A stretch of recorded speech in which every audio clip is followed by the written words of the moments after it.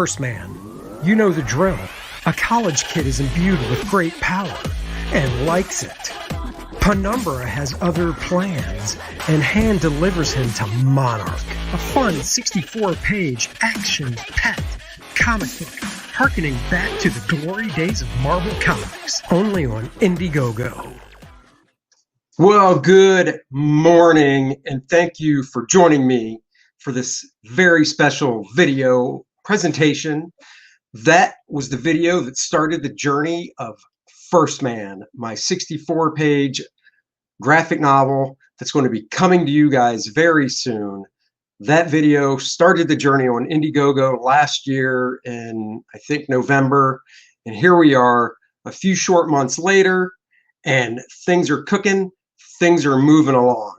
So once again, thank you for joining me. If you haven't backed the campaign, you still can. It's in demand, and there's a link in the description down below, so you can go to it, or you can, copy what's on the screen right there. Before we get to the unboxing of the program book, which is the complimentary book that you can get with 1stMan, that is a behind-the-scenes look of sketches and things like that, and guest artists doing their take on 1stMan. I got them from the printer last night. It was a little late. I was kind of shocked UPS showed up at the time they did, but they did. I'm very happy about it. Just brought them up to my studio so we could do the unboxing today. But I want to show you guys a couple other things that I also got.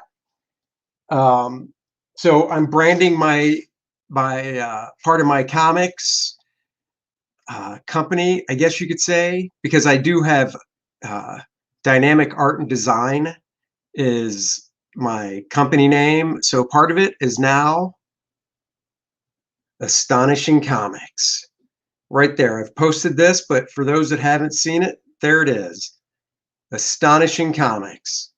This logo was created by my good buddy Steve Dutro, who's doing the lettering on 1stMan for me. We went to the Kubrick School together. He's a great guy, fantastic letterer, one of the best in the business. Started off traditional lettering, now he does digital lettering. He's awesome.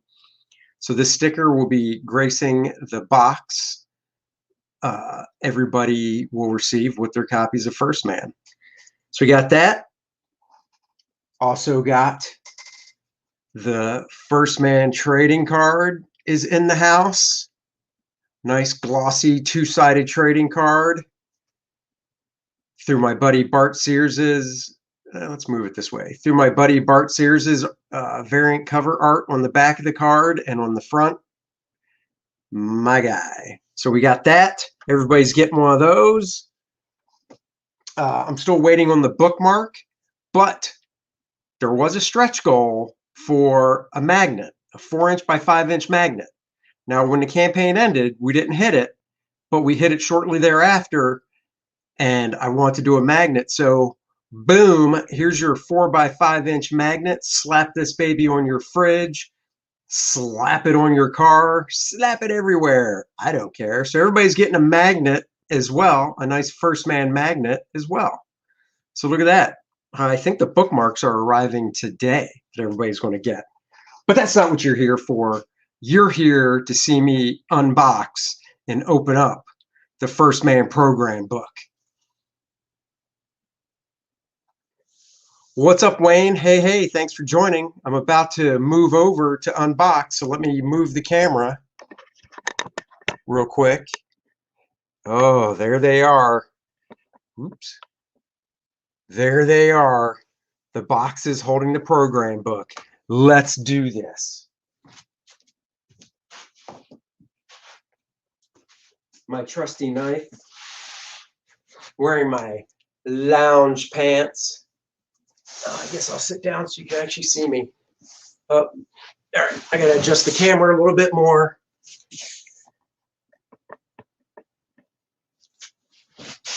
Let's see. There we go. Knife in hand. Kids, don't play with knives.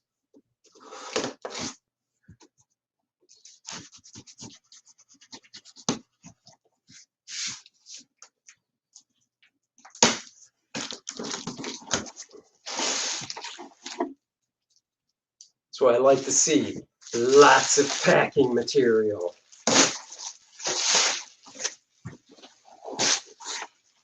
I feel like a kid on Christmas Day. Yay! Merry Christmas to me. Oh. Oh. The 1stMan program book. I know what you're thinking. You're thinking, I can't see it from all the way back there. Get up on in here. Well, I'm going to. I'm not unboxing all 3 boxes. That's just redundant. So let's get up on here and check this 1stMan program book out, shall we? Well, hello. Smell that fresh ink. There's my partner in crime, Dennis. Smelling that ink, Dennis. Smelling it. Give me 1 second here. 1 second here, guys. And we will get this open for you. Hold on. Just doing something behind the scenes. This is the problem. We don't have a producer.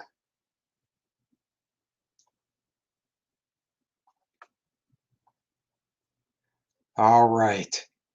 I figured, you know, Dennis is awake and watching. I don't know if he's near a computer, but I sent him the link. He's my partner in crime in the Dennis and Andy show. So if he wants to join in, I'll pop him in and we can chat together. But until then, look at this. 1stMan program book. Oh, it's like a mirror. It's so glossy and it's heavy. And on the back, Astonishing comics. How cool is that? Right there in the corner too. So let's open this up. This is everybody's first look at the 1stMan program book. Guest artist, I'm starting off with one of my faves, Alan Davis. Oh yeah, we're doing a flip through of this book. So if you didn't get on the campaign, or if you did, but you didn't get this book, now you can see what's in it. Look at that. Beautiful. Flipping through the book. Oh yeah, you need to get in on this. Let's see. Fresh ink. Here's one of the guest ones I didn't premiere during the campaign. Alan Weiss. Alan Weiss is an artist that got his start back in the 70s. I've always loved Alan's work. His detail, his anatomy is awesome. So I compared him up next to the Adam Hughes. Oh yeah.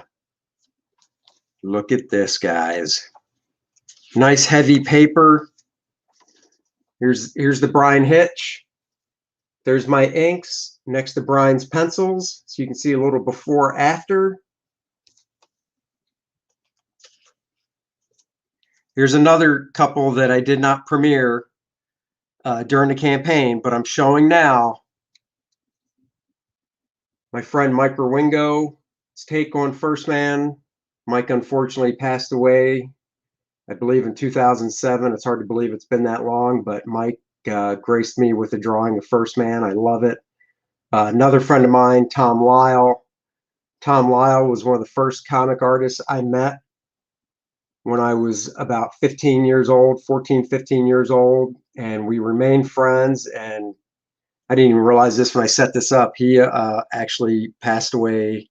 It'll be 2 years in the fall of this year. So, wow, I didn't realize I put 2 of my friends that passed away next to each other. And then I was going to print the pencils, but the pencils are so light that Jim Starlin did. I just had to print the inks that I did over it. So there's a Jim Starlin 1stMan. And then the pencils, the Bart Sears variant cover. And we get to the center spread of the book because I love pull-out posters when I was growing up. And that's right. You can pop the staples and pull out the little poster, 1stMan in Penumbra. or just take your magnet and stick it near you so you don't have to pull the poster out. But if you want to pull the poster out, by all means, go ahead. Other fun stuff, animated style 1stMan that I did. I love drawing in a cartoonier style, so I did animated versions of the 3 characters for fun. I told you this book is behind the scenes goodies that most people have never seen. A little penumbra action behind the scenes. Animated style Monarch, character sketch. Be fun to do a whole book like this. Yeah, I know. I'm trying to get oriented with the camera properly. The very first Apollo 1stMan model sheet I did back 20-some years ago, inspired by Alex Toth's model sheets, doing a turnaround so you can see the face in different angles and the body. Next to that is an unused page, which will be used in volume 2 of 1stMan. Few more pages that I was just playing around with that never got used. Don't know if these will ever be used. But, you know, it's stuff like this that you guys don't get to see that I thought would be cool. Here's something cool. On this page right here, that was originally going to be a splash page. But then once I was putting the book together and writing it again and adding new content, I knew it would work better as a panel page. So I just readjusted the figure. You can see the photo reference I used for the background and then the other layout of the figures. So that will actually be in the book.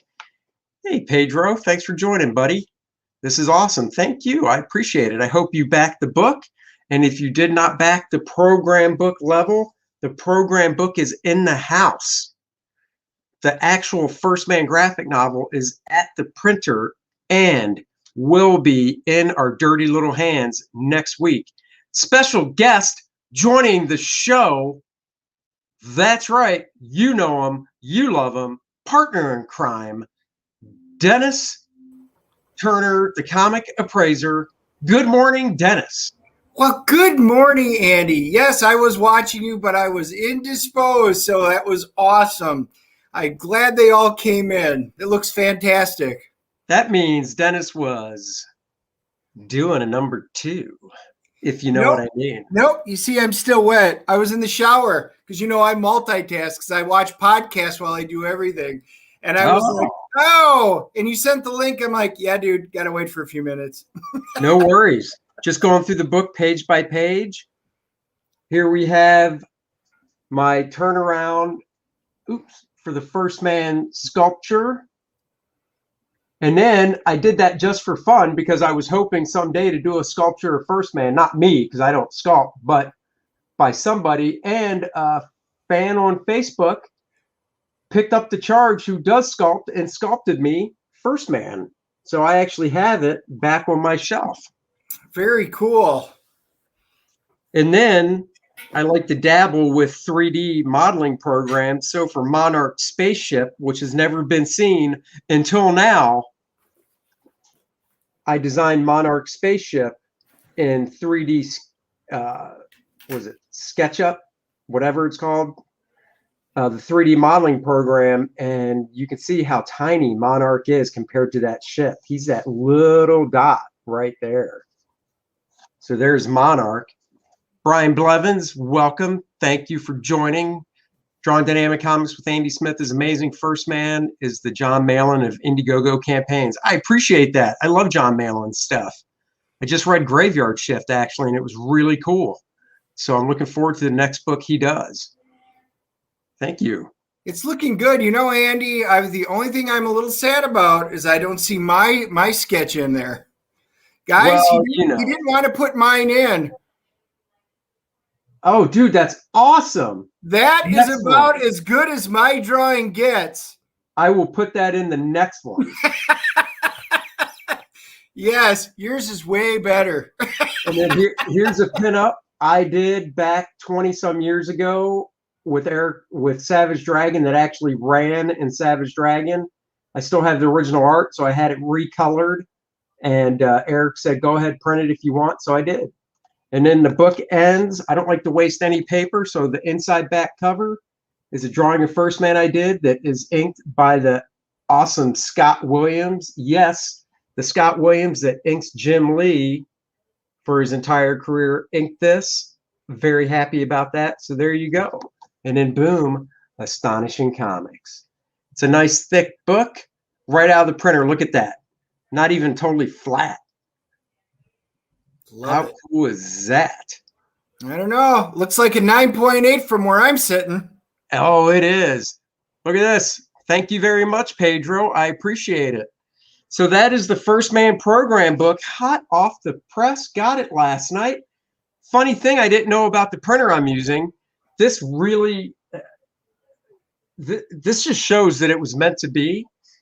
The return address is these books shipped from the city I grew up in. Wow, that's ironic. Dude, I am serious, man. I had no idea.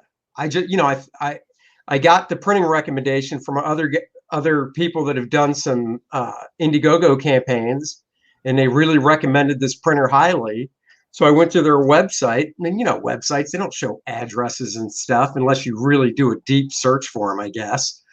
And, I liked what they did. I had them send me samples of books they printed so I could actually see them. And Dennis, you saw the samples when you were over here. Yep, they look great.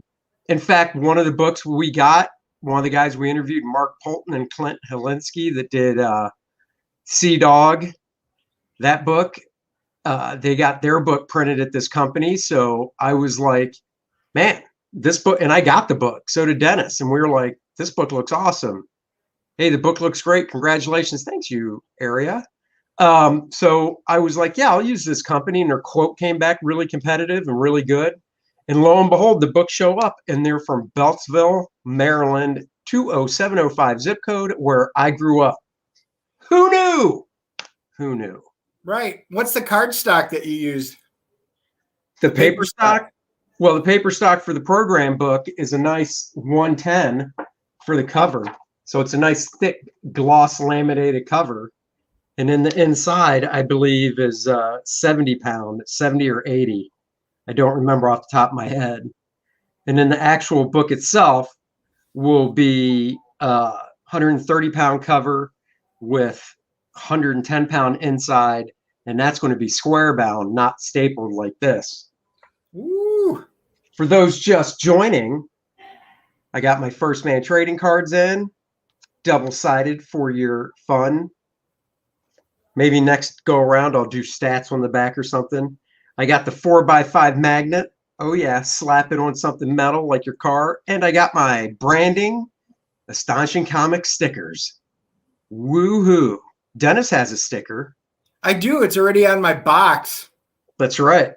Yeah, I don't mind telling you the printer. I'm all about shouting out good work. The printer is Mixam. That is spelled M-I-X-A-M. Mixam. Actually, I'll just pop a link in the chats so you can see them.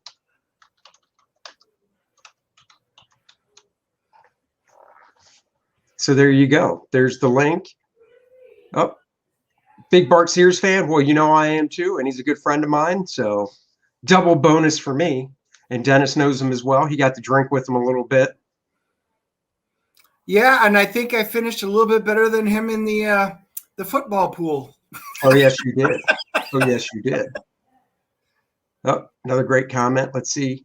Such an astonishing campaign. Looking forward to catching you on the Professionals again. That'll be Friday. Back 1stMan now. What are you waiting for? Why are you still reading this? Go now. Stop reading. Pledge. Yes, I agree with everything Brian has to say.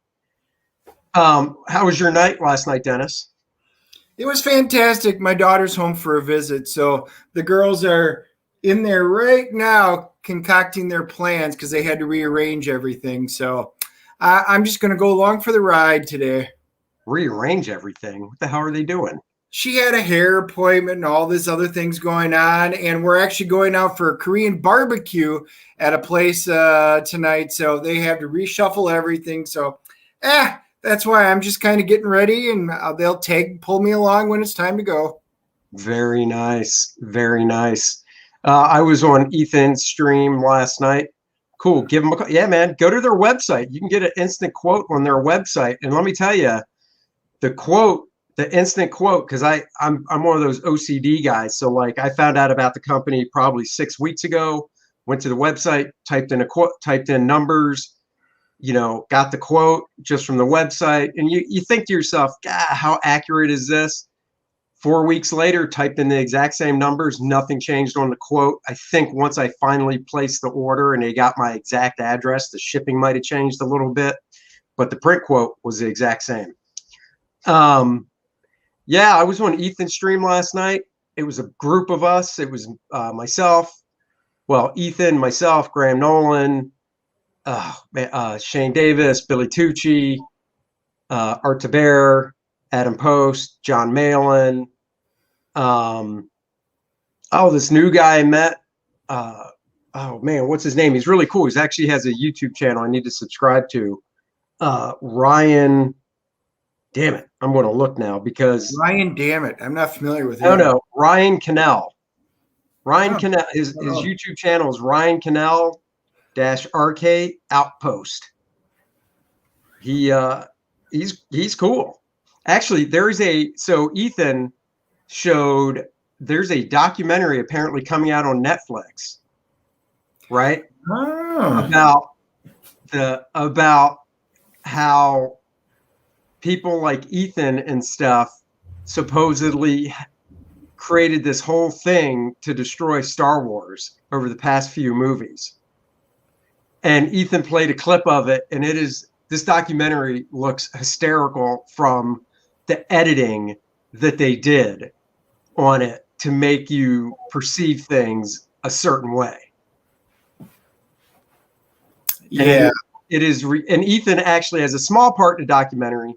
He's a little unhappy. He wishes he had a bigger part, but the part in the documentary is a quick screen grab of a tweet, and you can see his name and stuff. And then there's a video that I guess he posted way back when what was the first movie that came out that had that Asian actress in it that everybody gave heat? Oh, Rose Tico? Yeah. So that would have been episode 7. So after that movie came out, apparently Ethan, this is in the documentary, they show the clip of Ethan taking one of her action figures and taking scissors and cutting her head off. Well, I am telling you, from a Star Wars fanpoint, Kathleen Kennedy is the bane of Star Wars. If you guys watched our Andy's and my podcast and stuff, the DNA show, we've kind of talked about it. Kathleen Kennedy really, really is the bane. And she apparently did call Lucas up and say, good, I completely wrecked your movie, because it's all about pushing an agenda. And hence why we saw Gina Carano. They're kind of going after Rosario Dawson now. This whole thing is just ridiculous. Dude. We just want good Star Wars, not this High Republic garbage they're putting out. Hold on, let me answer a question first. Oh, that's not the one. What's the plan for 1stMan going forward? More books? Yes, I am talking to my co-conspirator, my co-writer, Rob Snyder, and we're looking to start working on volume 2, so I can hopefully launch that over the summer. I have to get some art done for it, like a cover, and I want to do some interior pages to launch with it. But my first immediate goal is to, once these books come in next week, hopefully start shipping these things out. Back to Gina Carano. So Funko Pop issued a statement. They are stopping production on all her Funko Pops. Yeah, I saw that. I'm just wait. Hey, I know we have a good selling product that people want, but we're not in the business to make money. So let's piss it away. Yep. And you saw how they recalled the action figure as well. Hold on, another question. Will the book be available to buy on Amazon? I assume you're talking about 1stMan. No, it will not. I don't exactly know how to get into that, but it's still in demand right now on Indiegogo. So if you want to buy it, you just go to Indiegogo, pick which you want. You know, if you just want the 1stMan book, or if you want the 1stMan book and the program book, or if you want the 1stMan book, the program book, and the variant Bart Sears cover, just go to Indiegogo, buy it there. It's just as easy as Amazon, and it'll be shipped directly from me. Oh, another thing I'm going to do, I'm going to sign all the books. Yeah, cool. Yep, I've decided to sign all the books, so everybody's book is going to come signed as well. So Brian was asking if I have the white dragon. He saw all the dragons up there. I got the colossal red. I've got the black. I've got most of them, except I couldn't get my hands on the Dritz one, or Drizzt, depending on how you pronounce it. I did get Orcus because that was part of my 6-year D&D campaign that I finished out. But yeah, sorry, I couldn't get the Drizzt one. Oh, come on. Yeah, so last night, Ethan pulled out a pop of I already forgot that girl's name, the Asian character. Rose. Opened up a pop of Rose, took his scissors.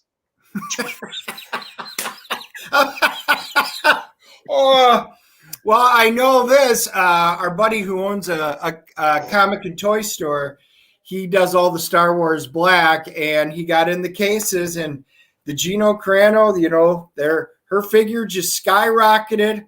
The other ones went all right, but, you know, obviously Cara Dune, she was amazingly hot right now because everybody wants it while they can. So go buy it, see her at a convention, get her to sign it. There you go. Let's, you know what? I am going to share my screen, and for the people that have joined, show a little inside of 1stMan. I'm going to show some unseen pages. Oh, Brian's commenting for you. Let's see. If you love dragons like I do, they have an incredible sculpt for Bahamut. And what are those dragons? Bahamut and Tiamat. I have no idea who these dragons are from. So while I'm pulling this up, Dennis, where are these dragons from? I have no clue. So this is all Dungeons and Dragons. So they made. Oh wow. Oh yeah. I've been playing Dungeons and Dragons since the original box set came out, back when it was just plain old Dungeons and Dragons. Went through 2nd, 3rd, 3.5. 4th was a complete disaster. So we went to Pathfinder, and that's what we ran it in. And then we're just switching over to 5th edition. You know, now most of my friends that I played with all the long campaigns are up in the, you know, Wisconsin, Illinois area. So we're going to start doing things online, but just switching over to 5th. We're big Forgotten Realms people. So I love the Realms. Working on my own world, but you know, Realms are where it is. Best novels, best everything. Oh, Tiamat is awesome. If you ever watched the original Dungeons and Dragons cartoon, Andy, come on, you must have at least seen that. No. All right, I've got them on DVD. I'll bring them over. Yeah, they're just going to collect dust. You gotta watch it, man. It's classic. Tiamat. Well, you had Venger, Dungeon Master, and Tiamat. He's the large red dragon, the multi-head ones. All right. And like Pedro says, thank you, Pedro, for helping. Remember to like the video, ladies and gents. Yes, please like and subscribe. All right, sharing the screen. Here we go. Hold on. Let me do this. Click a button here, click a button there, click a button everywhere. So what you guys are seeing is the proof that gets sent to the printer. That's why you're seeing the cover splayed open like that. There's going to be a nice spine since it's perfect bound that has Astonishing Comics. I know it's hard to read, but once you get the book, 1stMan, my name, my writer's name, and a nice little 1. That's the back cover. Oops. Stop that. Where's the stupid arrow? Oh, this is just the cover. That's why. Pardon me as I open up the actual guts to the book. I had a friend of mine set this up for me, so because I am not a InDesign's the program you use. I always loved okay, that's I know what Forgotten Realms is. I feel like Steve Rogers in Avengers. I know that one. You do. Yeah, funny thing is we're starting a new campaign. We're finishing off the dialogue in our old one, and one of the new guys is actually going to be coming directly from Thay, so we're going to be doing an in-depth character storyline within Thay. So, those wizards, love them. Oh, yeah. All right, let me try this PDF. See if I get this one going properly. I believe I did. Oh, yes, this is the one I meant to show. All right, let's get back to the screen share. So there we go. I'm going to just go through this kind of quick because I don't want to spoil it for everybody. What do we got? Another comment. I've been having trouble contacting the post office for shipping costs and Gemini mailer costs. Did you have to go to the post office or call? I have a stamps.com account, so I will be using stamps.com. And for Gemini mailers, just go to their website, Google search Gemini mailer. Their website will come up. I just bought, I believe, 500 of them, and the cost wasn't actually that bad for 500 Gemini mailers. So just go to their website, and in regards to the shipping cost, try stamps.com. I like them. He has never watched the D&D cartoons and knows nothing about Elder Dragons. My heart shrunk 3 sizes. I'm utterly depressed now. Therapy incoming. I'm sorry, Brian.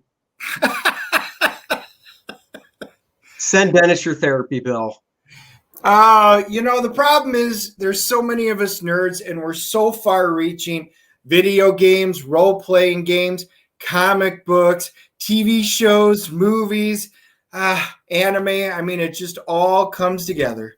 So I'm going to burn through this kind of quick because I don't want to give away. You'll see visuals, but you won't be able to read anything, but I will stay. There's my inside front cover. Even got the small print indicia stuff. Everybody loves to read. There we go. Look at that. I said I was going to introduce the story, and there I am.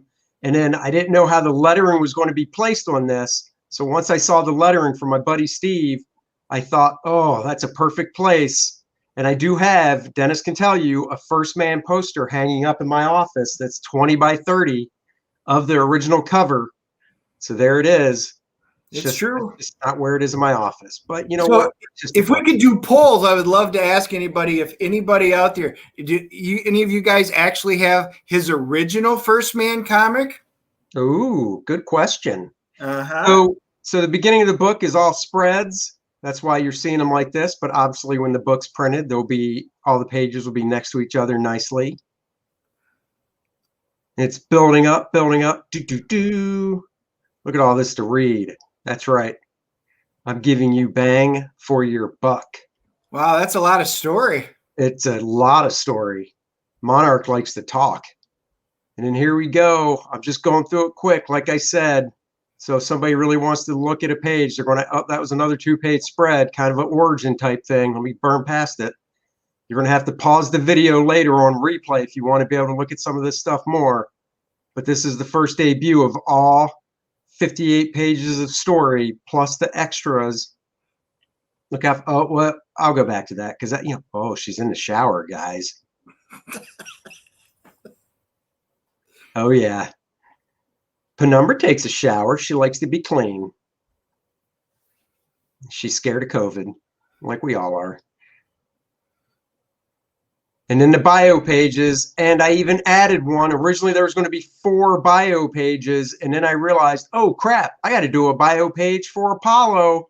Boom, there's that one that's never been seen. Luke, his origin, all wrapped up into 1 page. 1stMan's origin, that is. And we end on the inside back cover with my hostess ad.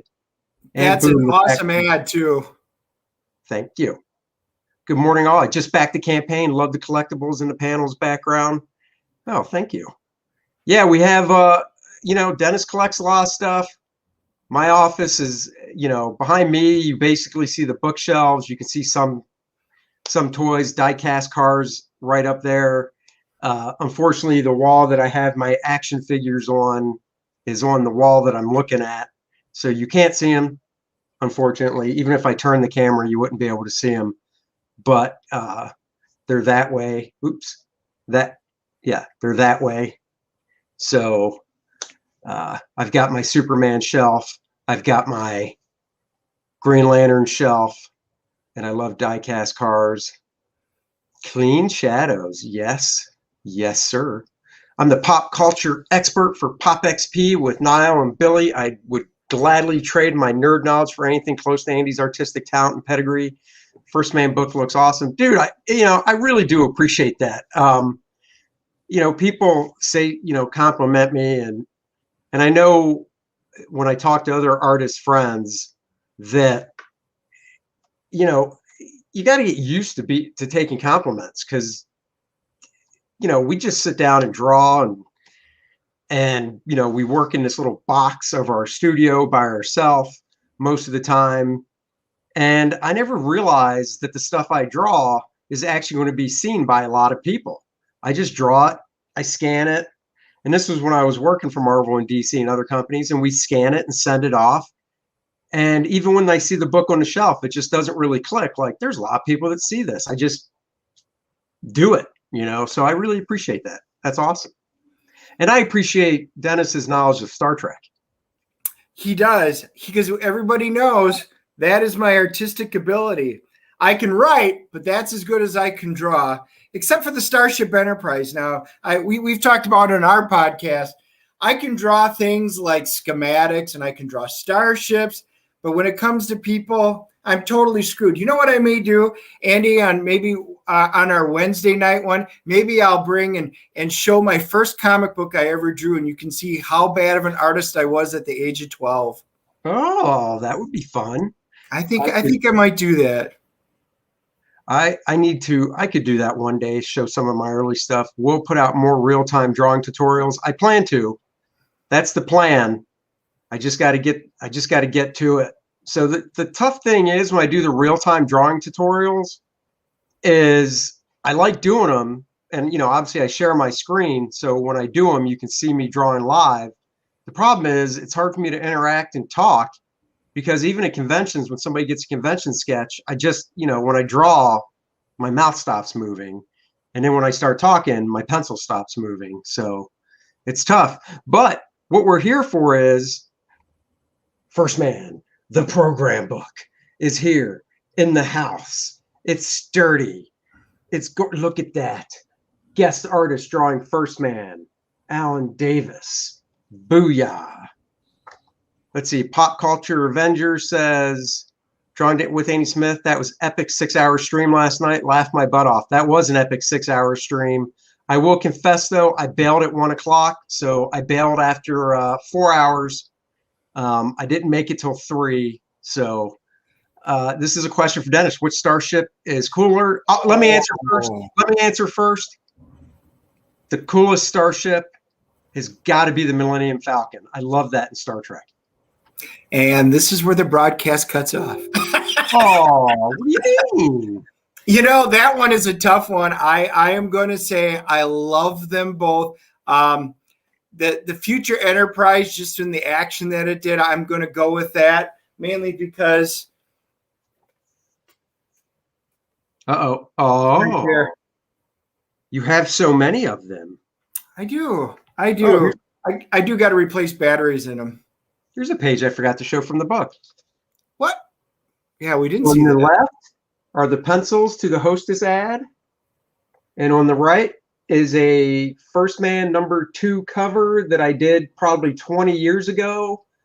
This is based on a J.C. Leyendecker painting. J.C. Leyendecker was an artist from the early 1900s when they used to have magazine covers and stuff painted. He was actually before Norman Rockwell, and I've always loved his work and loved that cover, so I did that. Of course, it'll never see print, so I put it in the program book that's behind the scenes stuff. I can't wait to come over and grab a copy. I want to look through that. I know. Well, you get one. You backed it, baby. But I ain't waiting that long. Oh, no, you don't have to. You just come over and it's like, here, this is part of your pledge. You missed the Cecil Black Venom face act from the Jack Show. I keep hearing about it. I heard about it last night. So apparently, Dennis, Cecil, who's a big part of Comicsgate, put on a Venom mask. And when Cecil wears a mask, So we all know what Venom looks like. So he put on the Venom mask. Yep, and I know what Cecil looks like. And Cecil likes to cut out this part so you can see his nose and mouth, and then cut out the eyes.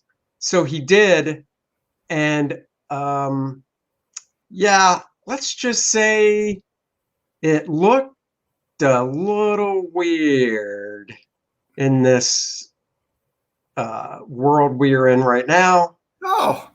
And So I would have enjoyed it. It would have been funny to us. Yes. All right. So, yeah, definitely. What about says sweet? Oh, first he said sweat, then he said sweet. Thank you. What about? I appreciate it.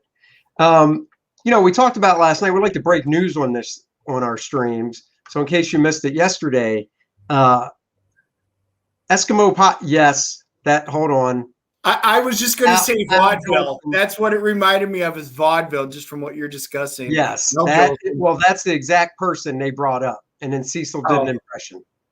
Of course. So anyhow, we found out yesterday that Eskimo pies are going bye-byes. And I don't mean the food itself. I mean the name Eskimo Pies is going to go by from the brand, and it's just going to be, I think the company's is Edie's, and it's going to be Edie's Pies. Yeah. I loved it. Mainstream hires public racist. No one should give a F about what mainstreamers think. Yeah, well, I mean, it's true. There you go. He's black and he lied. Because you have a sense of humor, my friend. Yep. It's called sense of humor. When you do something without malicious intent, it's sense of humor. The problem with the Eskimo pie is there wasn't even this mounting pressure. Again, it's not. You got the Cherokee Nation telling Jeep, you cannot have Cherokee on your Jeep anymore. Now you cannot have Eskimo for your pie anymore. No, there wasn't even that much pressure. The company goes, well, we're worrying about worldwide diversity, and so we're just going to go ahead and remove it because it's insensitive. Seriously. Then you know what? I'll find some other deliciously chocolatey covered creamy ice cream sandwiches and sticks to buy. Exactly. I mean, obviously, Dennis and I know it's hard to tell by looking at us, not Eskimos. We aren't. Yeah, you're right around our age. Yep. You get it. You get humor. That's why we love you, man. So I'm not an Eskimo. Dennis is not an Eskimo.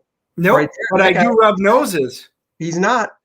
But so I can't say it's not offensive, but I just don't see how using the word Eskimo is offensive, because it never was. I can see the argument behind Washington Redskins. I don't agree with it, because I don't think the Indian Nation were the ones that had their panties in a bunch over the Redskins name. I think it was a bunch of corporate people and white people just wanting to be like, oh, we need to stand up for them because God forbid they can't talk for themselves, that they complained. Well, Eskimo, though, there's nothing wrong with that word. The grandson of the chief who originally did the logo and the whole thing behind it actually was pretty upset about it and said, look, this is meant and was meant to put us up on a pedestal and be something to revere, not to, ridicule. Just ridiculous.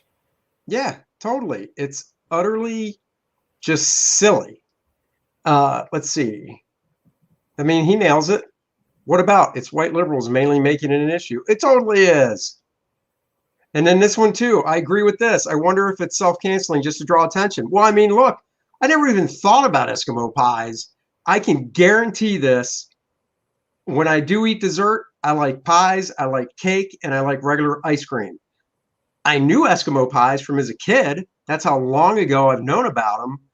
But I haven't given them any thought in probably, 20 years. And now they're making news. And you do have to wonder, is it, let's do this because it'll get us headlines and people will go to the store and be like, uh-oh, I better buy up these boxes of Eskimo pies before they're gone, just like Aunt Jemima.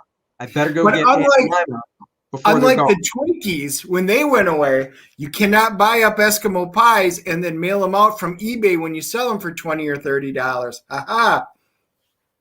Well, you can put them in dry ice. This is true too. That is true. And look, see, he identifies as an Eskimo. Now, I mean, that's I said Eskimo. 80% of Native Americans either did care or like having. Exactly. I remember that poll. It's crazy. It's just crazy. Look at this. This is a great one too. Archie Bunker and George Jefferson, two sides of the same coin. We all laughed. You couldn't put Archie Bunker on today. That's the problem. How could you put this on in the 70s and it wasn't a big issue with Archie Bunker and stuff? But God forbid, there's no way you put that show on today. Trivia question. What was Archie, All in the Family? What was the TV first that All in the Family did that no other show had ever done before? Oh, I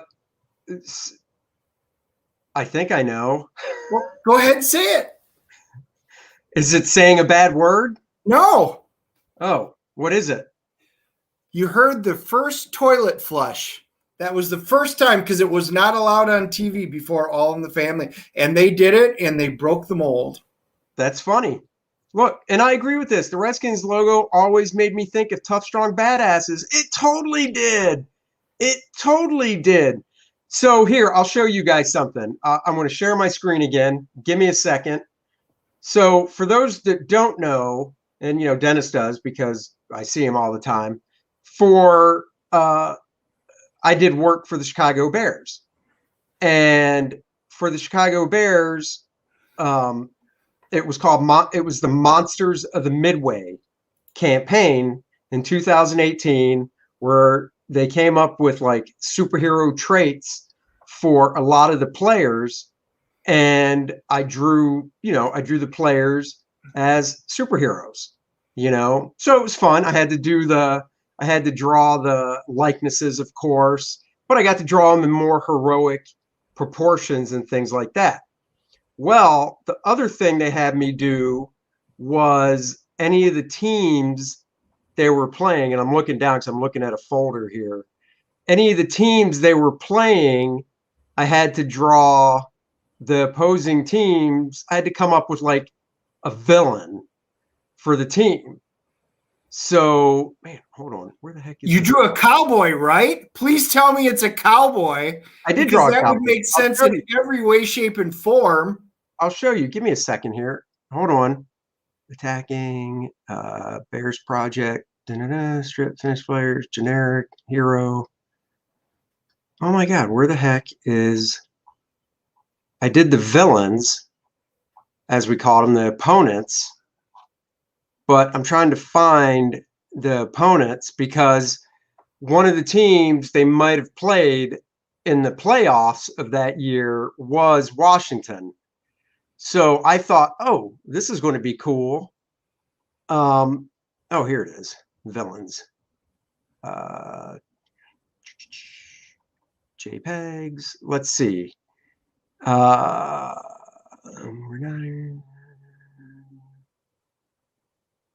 Patriots, Rams, Seahawks, Vikings. Well, that's not the one.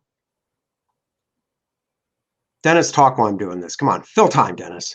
Fill time.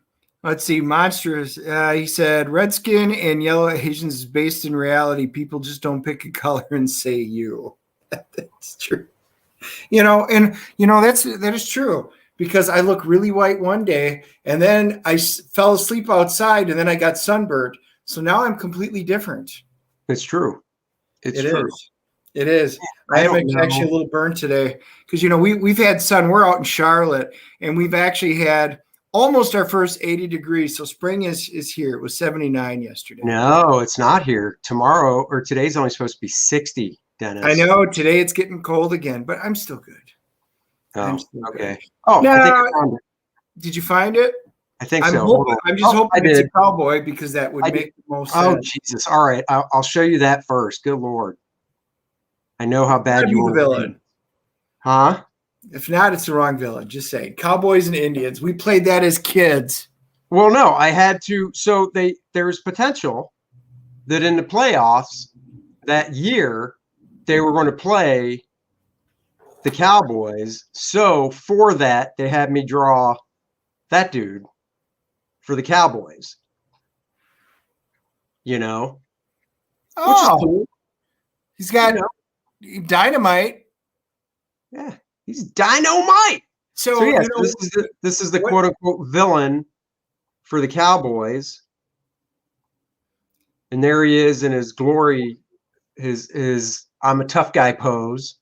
So this was the villain for the Cowboys. And I'm a Dallas fan, so this was a real fun one for me to do. Yeah. Drawing the cowboy there. But I mean, seriously, as kids, we all went out and played. And you know what we had? Remember the old cap guns, the 6-shooters, the cap guns? Oh, yeah. You had the roll of caps, you put them in there, you had the cap guns. And then everybody grabbed a stick or a branch and tied string on it, and everybody made their own bows and stuff like that. And it was the Cowboys versus the Indians. Well, and here's the thing, and I really, I think this was dumb. And it's not my decision. I'm working for a client. Client tells me what to draw. But let's hear it from let's read another comment real quick. I'm from a country where everybody's mixed, so we can claim anyone. I personally look like a black man and love it, but I can't say African. The skin identity thing is, yeah, I agree. And once again, thank you for joining. Yeah, totally. Some of my most funnest childhood was Cowboys and Indians. Exactly. Yep. So getting back. So in 2018, when I did this stuff, the Bears went to the playoffs and they broke down the playoff picture to see who they could possibly play, because it takes a lot of time to do these drawings and get approval and, all that. So they looked at the playoff picture and looked at all the possible opponents they could play and said, okay, here's the list of possible opponents that could be played. Let's we're gonna make up villains for each team, and then if they get used, they do. If they don't get used, whatever, maybe down the road, another year.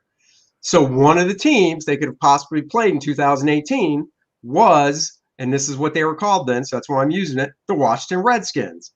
Dennis, when you think of telling an artist what to draw for the Washington Redskins as a villain, what comes to mind?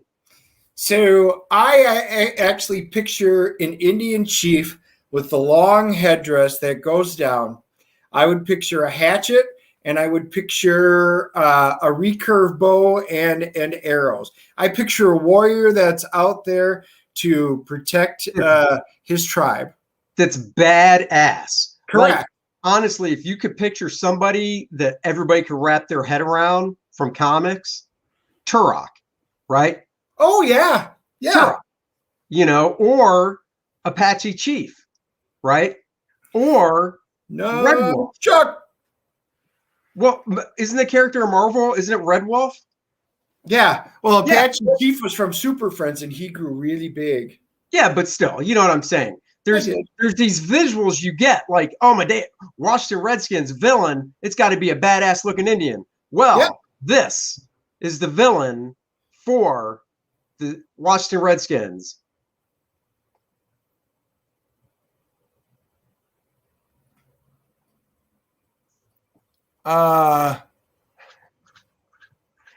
He looks like a Spanish guy that would go toe to toe with Zorro. He's George Washington, basically, baby. Washington, D.C. Come on. Yeah, didn't get that. Sorry. You got the colors. I did. You got the colors. And here he is in that pose. And this is who they wanted drawn for Washington, which makes Warpath. Oh my God, Warpath. Yeah, there's so many things. And then you just take them, like I said, a Turok with these colors, and you're like, yes, let's see. Yeah, what we got. I've had a metal signed Green Bay Packer hero with I-beams hanging in my basement bar for years. Is that you? I did a Packer villain. I'll show you, but I doubt it's what you're thinking of. Because when you say for years, I did this stuff back in 2018. So it hasn't really been been years, but I can show you what I did for the Packers. Packers have only had a couple of villains, you know. It was the Cowboys in the 90s. Well, okay, here I can. It was the Bears during the Super Bowl shuffle the one year. Well, I don't think that's what he's talking about. What I did. I know he is. I'm filling time while you're finding your screenshots. Okay, so this is the Packers villain right here.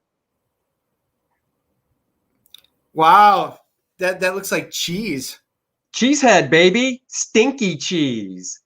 You know, if I known this, I would have brought my cheese head in with me. Stinky cheese. But what I can show you, this is actually fun. I'm glad we got on this topic. I don't think I ever showed you this, Dennis. I can show you the first villain I did for them. And they just, you know, they changed their mind and they went, hold on. This was the first villain done for the Packers. So, Dennis, you tell me which one you like better. This was the first one. Like I said, I'm just repeating myself. I know. This was the first one. It got all the way to the finished color stage, as you'll see, and then they changed their minds. So this is, that's right, Pedro. Cheese villain. Well, I mean, they did play like Stinky Cheese last year. So, yeah, because we didn't make it very far. Well, you didn't make it to the big game. Just saying. Nope. I bet most everybody on this chat can say the same thing. So here we go. This was the original one. So basically the idea for the original one, and I thought this was fine. I didn't mind. It was a big hulking guy made out of this grass.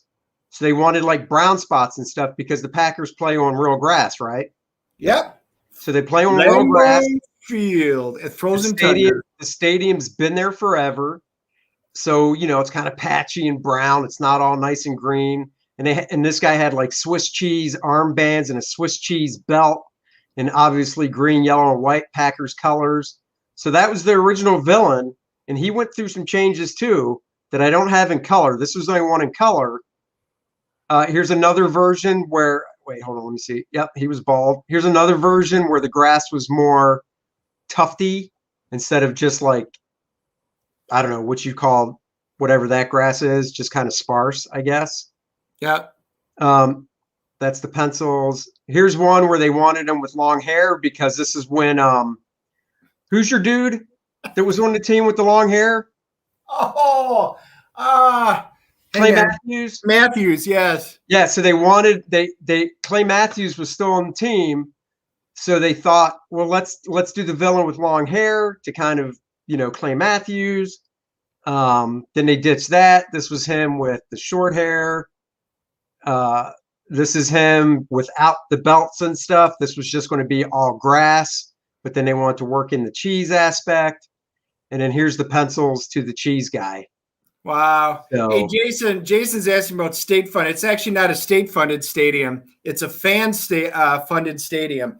We're shareholders. I'm actually a shareholder. So you got to spend your few $100 for a share in the Green Bay Packers with voting rights. And if I were still up in Wisconsin, I'd be going to the shareholders meetings like I used to do. But I don't travel that distance anymore for it. So, yeah, all the upgrades to the stadiums when they added it, it was all done through shareholders. They put out more stock. You purchase stock, and there you go. That's what they used to raise the money for the upgrades. Huh. I'm looking. Let me see something here. So I want to show the Panthers one because the Panthers, they could have played the Panthers that year as well. So give me a second here. I don't see it. Oh, you know what? Maybe I don't see it in color. So I'm thinking that the season was over before the Panthers had to go to color. But this was, I mean, this is obvious what the Panthers was going to be. Dennis, what do you think the Panthers villain was? A panther. Wait, the antithesis of the Panthers would be a different panther? Well, see, here's the thing that's weird to me when they asked for this one is I was like, every other villain you're having me do has kind of a human take on it. So my thought, before I got the description of what they wanted me to draw for the Panthers, I assumed it would be some almost like a Black Panther type character, except with a panther head. Yeah. Right. So a human body with like hands, like paws, and maybe even the back legs like this, but with a panther head, not just literally a Black Panther. My point is this: if your character that you're creating something around is, in this case, a Black Panther, the arch nemesis or your antithesis should be the opposite. So there would be one of two choices. Staying with that, you could do a white tiger, which would kind of fit into the Marvel realm, or it could be animal control, because literally they would come after the kitty. So I'm like, those would be the actual villains, not just another. I'm a little confused by that. A hunter. Yes, a hunter. Hold on. We have to dive deep in this, because I think Elmer Fudd. I think you're confused real quick. The whole point is, for the Packers, I drew a villain which relates to the Packers. For the Panthers, I would draw a villain which relates to the Panthers, which is a panther. Why would I draw a white tiger for the Panther villain? Wait. So you're saying a villain for the Panthers? Is that would be like the opposing team? The opposite team? No. These are here's the other one real quick. This is supposed to represent if the Bears made it in the playoffs, where the Bears were going to play the Panthers. Oh, this is all Bear-centric. Now it makes sense. Yeah, this is Bears. These are the opponents the Bears could have possibly played. So, right. So the Bears have to be the good guys, and everybody else are the bad guys. Makes sense. My bad. That's why they're the opponents. Yeah, I thought you were kind of confused. Yeah, no, this wasn't. This has nothing to do with. This is all Bears good guys. Other teams, like here, since we're having fun going through this, I'll show some of my favorites as well. Let's see. For Detroit. Detroit was a fun one. Yeah, because they're a lion. Yeah, no, this was a fun one. This was one of the more difficult ones as well. And you'll see why when I pull it up here. It was difficult, but like I said, it was, it's one of those things that's difficult while you're doing it, but then you see the end result and you're like, that's cool. Oh, wait, he goes, I didn't understand the concept either. Now I get it. Yeah. So the basic concept is I was hired by the Chicago Bears to draw Chicago Bear football players as heroes, like Allen Robinson as a hero, Mitch Trubisky as a hero. I'll show some of those too. And then every team they played in 2018, we came up with a villain for that team, because we couldn't draw their players because we didn't have the go-ahead from like Detroit to draw Detroit players. So we had to come up with something that represented Detroit as the bad guy. So this is Detroit. Yeah. Mad Max. Detroit, you think cars. So he's driving Ford Mustang. Yep. Mustang. You got the lion motif going on. So that chains on the tires. Yeah, that looks cool. Yeah. So this was one of the hardest ones to do. But, in the end, I think it was one of the coolest. Now, it wasn't one of my favorites. One of my favorites was actually the Cardinals. Show you this guy. This guy I thought was really cool. This is what really surprised me, that when this was their big push in 2018, some of this stuff made national TV, and I was really amazed when other teams didn't like pick up one, like, oh, we need to do this. So this is the Cardinals one. Oh. Yep, that's the Cardinals. Reminiscent of Hawkman with Spider-Man on his belt. That looks like Spidey. Oh, that is. Do you see webs? Yeah, well, it's a tiny little screen I'm looking at. So no, you know what it's reminiscent of, Dennis. Are you ready? Current day Avengers. This is an alternate Phoenix costume. Oh, Phoenix. Now, by the way, I like that better than most of the Avenger Phoenix costumes they got in the storyline right now. I hear you. Thank you, guys. I appreciate it. I'm going to show you more. We'll burn through the teams. Let's see other teams. I'll just take them in order. 49ers. I mean, that's a pretty obvious one, don't you think? Yeah. Yeah. Big pickaxe, I'm assuming. Maybe with the shovel there, too, like the shoveler from Mystery Men. Dude, this was one of my favorite ones as well, just because of the face. And Dennis, you never saw this one before, right? Nope. Man, you nailed it. Pickaxe. That's what that is, right? Evil Miner 49er. That's from Scooby-Doo. This is one of my favorite ones as well. So, yeah, you nailed it, Dennis. All right, let's move on. I keep minimizing the screen so you don't have to see the folders I'm going through to find these. Buffalo Bills. What do you think, Dennis? What do you think the Buffalo Bills. Well, when I think of Buffalo Bills, I literally think of Buffalo Bill. So I would literally picture a Western dude with a lasso, 6-shooter, going in there shooting, lassoing people up. Just evil. This is funny. 49ers, a middle-aged woman. Hey, man. Hey, we don't misgender here, okay? That's all I'm saying. No, Dennis. Buffalo Bills. Buffalo. Oh, an actual bison. An actual armored-up cybernetic bison. Oh, now that's cool. I just saw those out in South Dakota. I think they took the buffalo and did that for them when we were out in Custer State Park. Just like that. They have cybernetic bisons out there. I think so. Let's see. Oh, Bucks. I think that's an easy one. This one. See, some of these were easy, and some of these were not. And I'll say that because so far you've basically seen like, one character. That's cool. One character. But for the Bucks, they were like, let's make Andy earn his money. Hey, I like that, especially with the one-hit dice skeleton sitting there with their sabers. That's right. So you got the buffalo. Oh, and one's missing a boot. One's bootless. Oh yeah.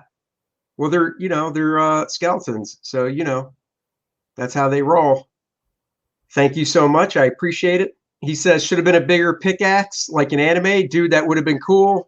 Like Paul Bunyan, the big axe over the shoulder, like this big. Yeah, that would have been awesome. Yeah, that's true. But got to do what I'm told to do. So I can't remember if I sketched something like that. Detroit. Oh, Dolphins. The concept for the Dolphins they did, I thought was really cool.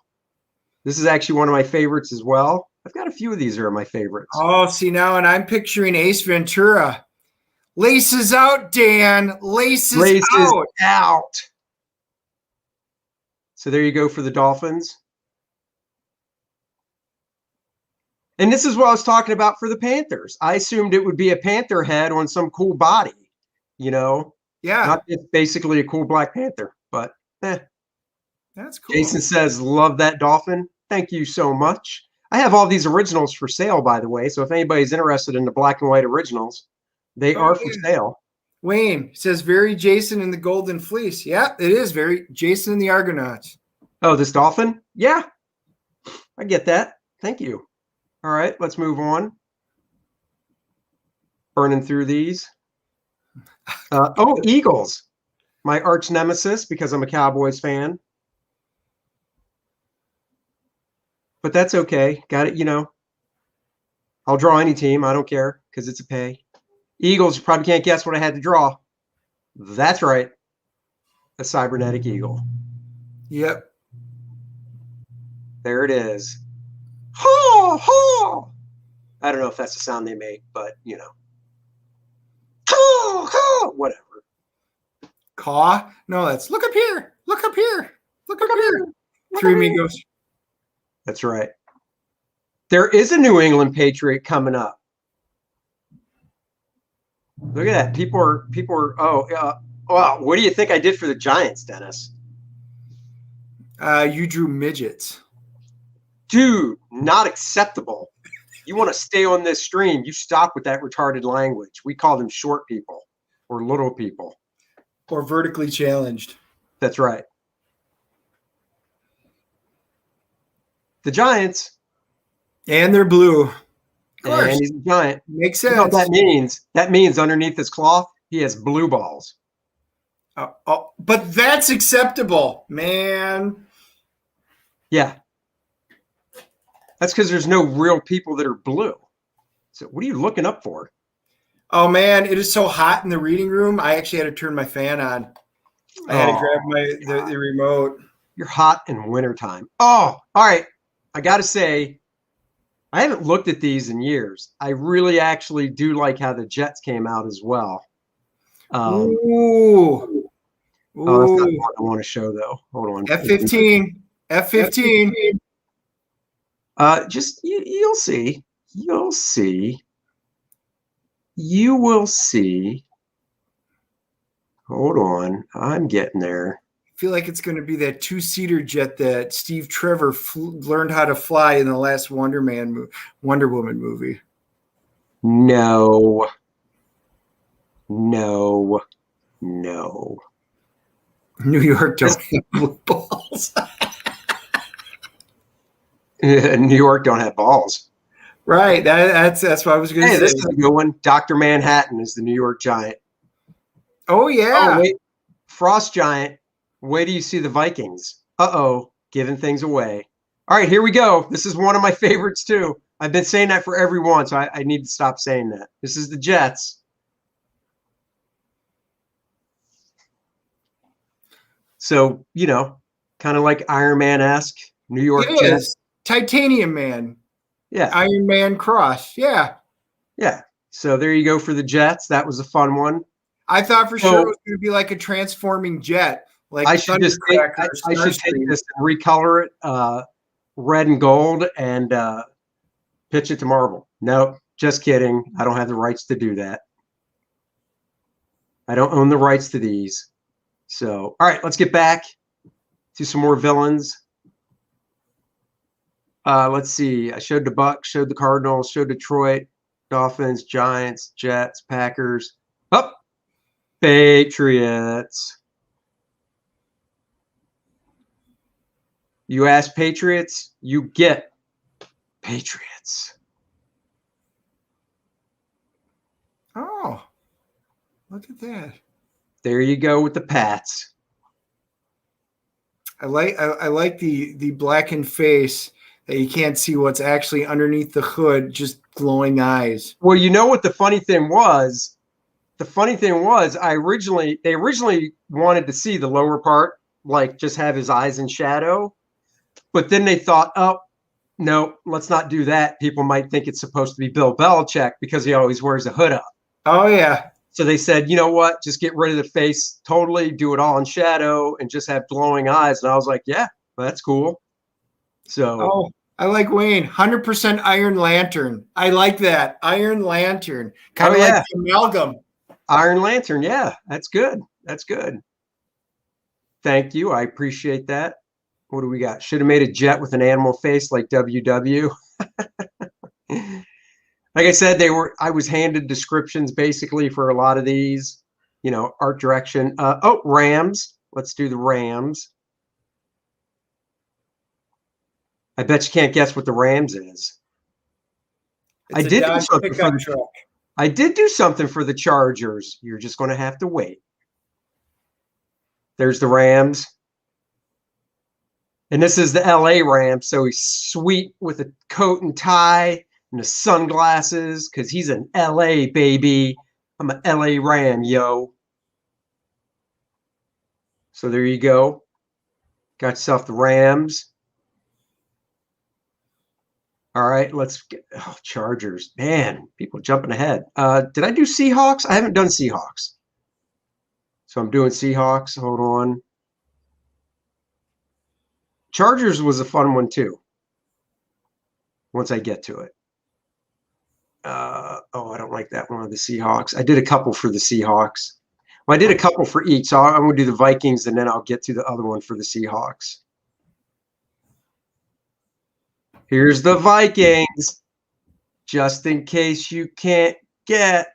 Oh, I love this. That Ram looks like an a-hole. Amazing. Love it. Okay, so here's the Viking. If you can't guess, it's a Viking. There we go. There's my Norwegian blood. Woo! Right there. Oh, my God. He actually likes it when they're in the same conference as the Packers. That's because we win, so I don't care. Oh, that's true. But that is a cool character. I like that. Frozen tundra. He's got snow all over him and stuff. You know, it really makes me want to go over and grab my Viking helmet and put it on because, you know, I actually have one. I know you do. Not a football Viking, a real Viking helmet. No, I know. Thank you. They are enemies. But, I mean, they used to be good back when they had the purple people eaters. That's right. That's been a long time. Or the 1 year when Brett Favre went over there. That 1 year. Yep. Yeah, you would have liked it if I did hold on, I get back to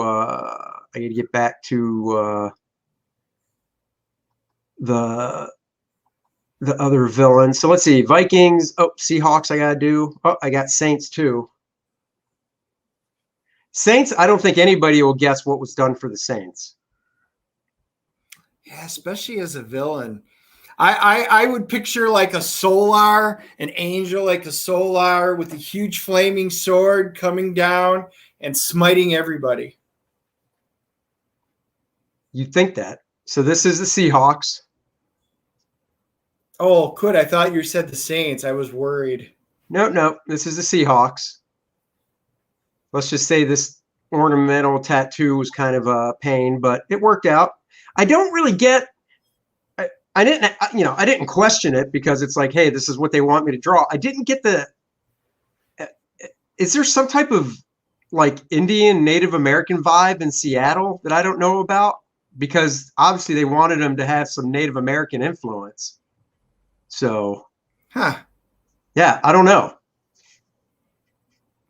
So that's the Seahawks. He looks cool. All right, let's see the Saints. Tribal tat, you know it. Yes, it is. That's what they were going for. Same with the pants and stuff. All right, let me get to the Saints. Hold on.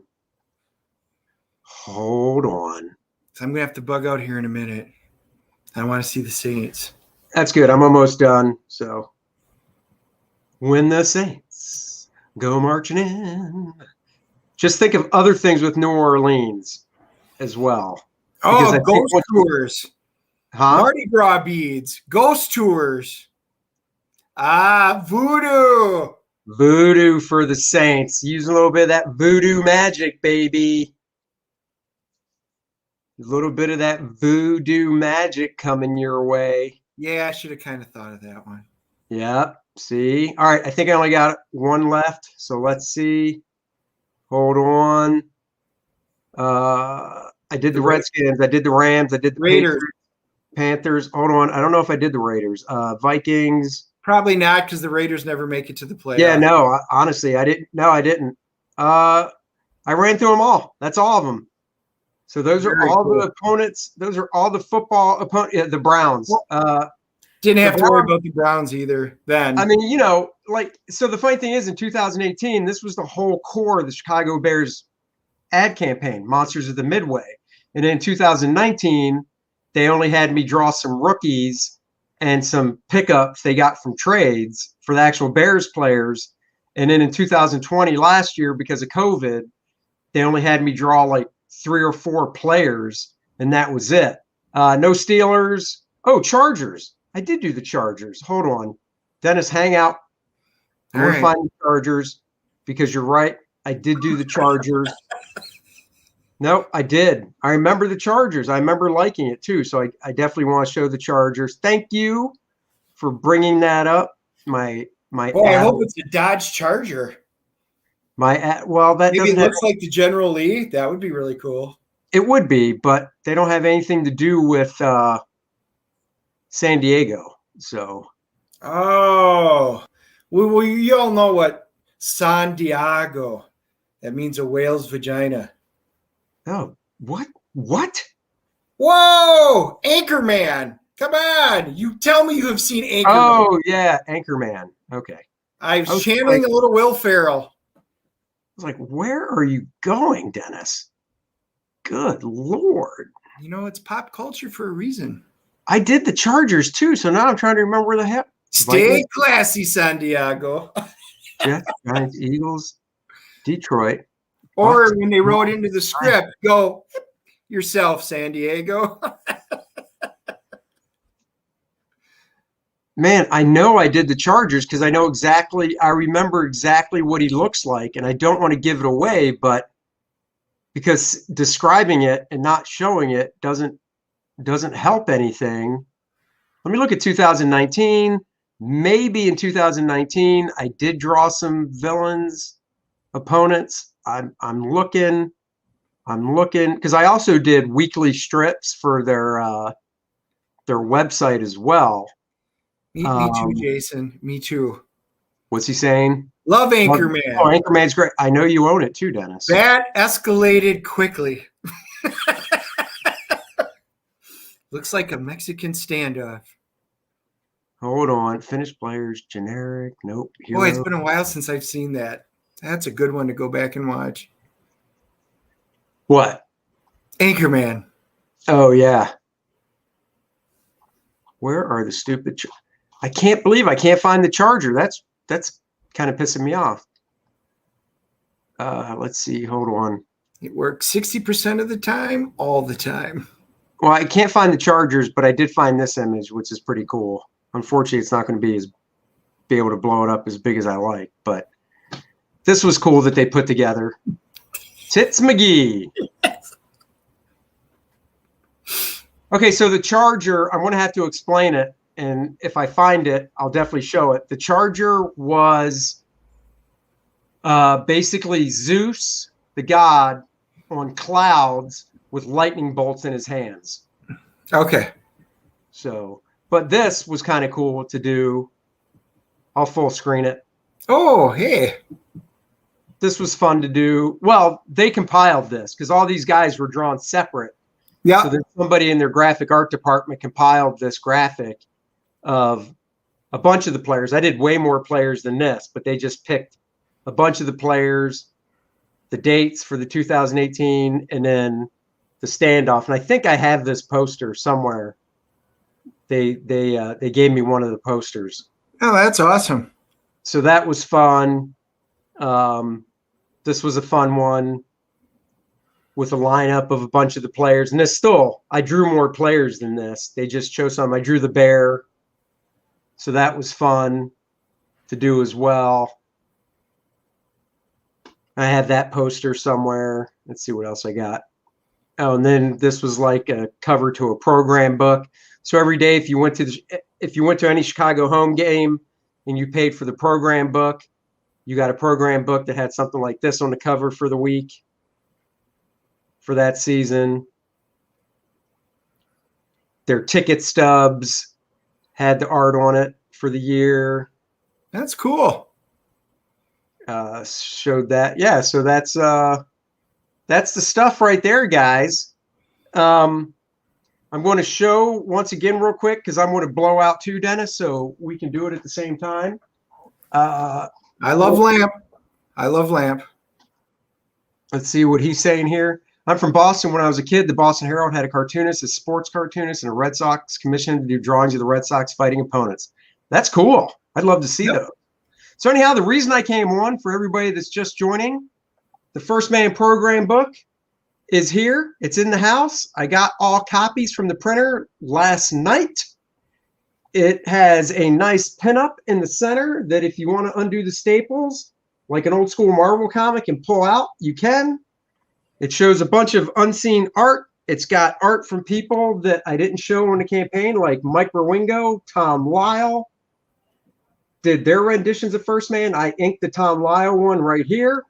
It's got stuff that you've never seen that I did, like I did animated type drawings of Penumbra and 1stMan. So a lot of behind the scenes stuff. This is the program book that's $15. Back cover, my nice logo for Astonishing Comics.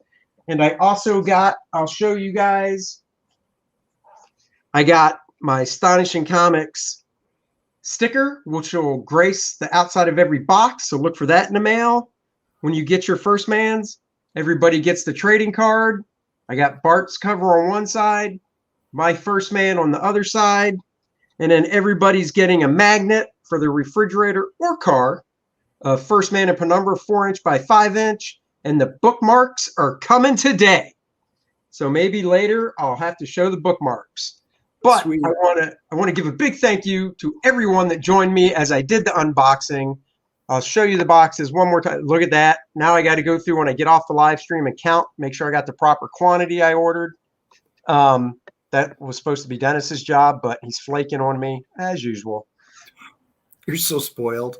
I am. Your job is stuffing Gemini mailers in a couple of weeks. That's right. So thank you, everyone, for joining as I unbox them.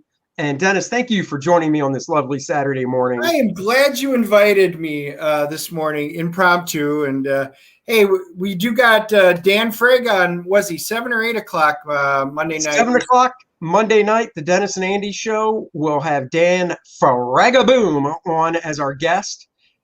So we'll be interviewing Dan and just chatting for like an hour or so. So join us Monday night on the Dennis and Andy show. Just search it out on YouTube. You can find us there. And we will see you guys Monday night. And when I get more stuff, I'll unbox and live stream. So until then, thank you for joining. And bye-bye. Everybody have a great weekend. We appreciate